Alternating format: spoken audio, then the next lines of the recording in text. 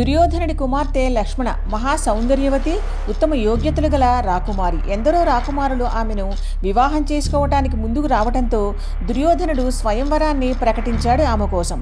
శ్రీకృష్ణుని కుమారుడు సాంబుడు కూడా ఆ స్వయంవరానికి వెళ్తాడు. సాంబుడు కూడా మహాయోధుడు, అందమైనవాడు. కానీ లక్ష్మణకు అతనిని వివాహం చేసుకోవటం ఇష్టం ఉండదు. సాంబుడు మాత్రం ఆమెను ఎలాగైనా వివాహం చేసుకోవాలన్న కోరికతో ఆమెను స్వయంవర మంటపం నుంచి బలాత్కారంగా ఎత్తుకెళ్ళిపోతాడు. దాంతో కౌరవ వీరులందరికీ ఆగ్రహం కలిగి అతన్ని తగు విధంగా దండించి అతన్ని బంధించాలన్న ఉద్దేశంతో సాంబుడి మీదకి యుద్ధానికి వెళ్తారు. సాంబుడిని వధించటం వాళ్ళ నిర్ణయం కాదు, అతనికి గుణపాఠం చెప్పాలనేది వాళ్ళ ఉద్దేశం. కర్ణుడు, దుర్యోధనుడు, శల్యుడు, యజ్ఞకేతువు మొదలైన మహారథులందరూ కలిసి సాంబుడిని బందీగా పట్టుకుంటారు. కానీ సాంబుడి పోరాట శక్తిని చూసి కౌరవులు ఆశ్చర్యపోతారు. సాంబుడిని అభినందిస్తారు కూడా. నారదుడి ద్వారా ఈ విషయం తెలుసుకున్న యదువంశ రాజులు ఉగ్రసేనుని అనుమతితో కౌరవులతో యుద్ధానికి సిద్ధమవుతారు. కానీ కురువంశ, యదువంశ రాజులు తమలో తాము పోరాటం చేసుకోవటం ఇష్టపడిన బలరాముడు ఇద్దరి మధ్య సంధి కుదర్చాలన్న ఉద్దేశంతో విద్వాంసులకు బ్రాహ్మణులను, కొందరు యదువంశ వృద్ధులను తనతో వెంటబెట్టుకుని హస్తినాపురానికి బయలుదేరుతాడు.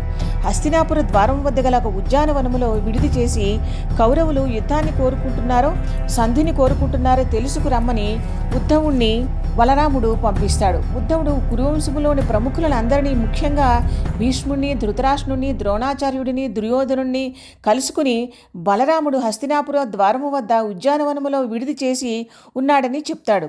దుర్యోధనుడు మొదలైన కురువీరులందరూ వచ్చి బలరాముడికి సకల సత్కారాలు చేసి నమస్కరిస్తారు. అప్పుడు బలరాముడు కౌరవులని సంధి చేసుకోమని, సాంబుని వదిలిపెట్టవలసిందని ఆదేశిస్తాడు. అందుకు కోపించిన కౌరవులు, మేం రాజ్యాన్ని దానంగా ఇస్తే పరిపాలించుకునే సామంతరాజులు మీరు. యదువంశముతో మాకు వివాహ సంబంధం ఉండటం వల్ల మీకు ఈ మాత్రం గౌరవం ఇస్తున్నాం. ఛత్రము, శంఖము, మకుటము, సింహాసనము మొదలైన రాజలాంఛనాలన్నీ మేము అనుమతిస్తేనే మీరు ధరించగలరు. ఇకపై మీరు రాజలాంఛనములను ధరించుటకు మేము అనుమతించము అని చెప్పి దుర్యోధనుడు వెడలిపోతాడు.